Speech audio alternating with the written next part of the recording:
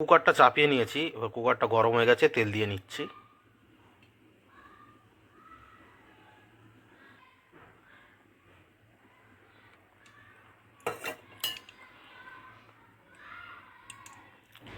তেলটা গরম হয়ে গেছে, এবার দিয়ে নেবো জিরে, তেজপাতা, আলু,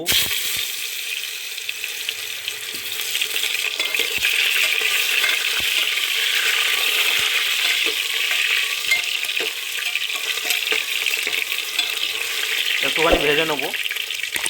এবার দিয়ে দেবো ফুলকপি, এবার দিয়ে দেবো স্বাদ মতো লবণ।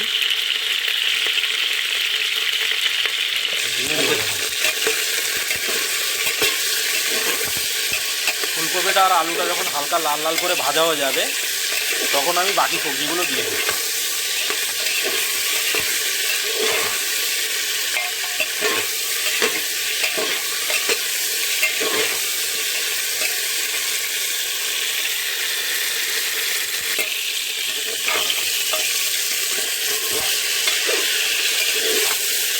দেখুন ফুলকপি আলুটা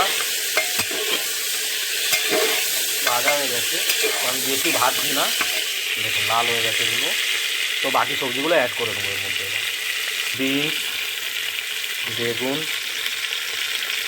টমেটো, পালং শাক, কাঁচা লঙ্কা, আমি সব সবজিগুলো অ্যাড করে নিয়েছি। এবার ভালো করে মিক্স করে নেবো এগুলোকে।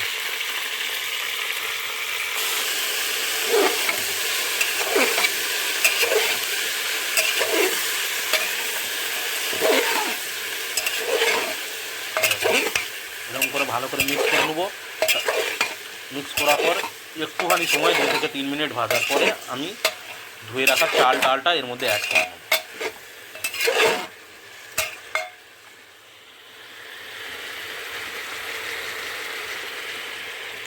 আপনারা ভিডিওটার সঙ্গে থাকবেন, লাস্ট পর্যন্ত দেখতে থাকবেন ভিডিওটা।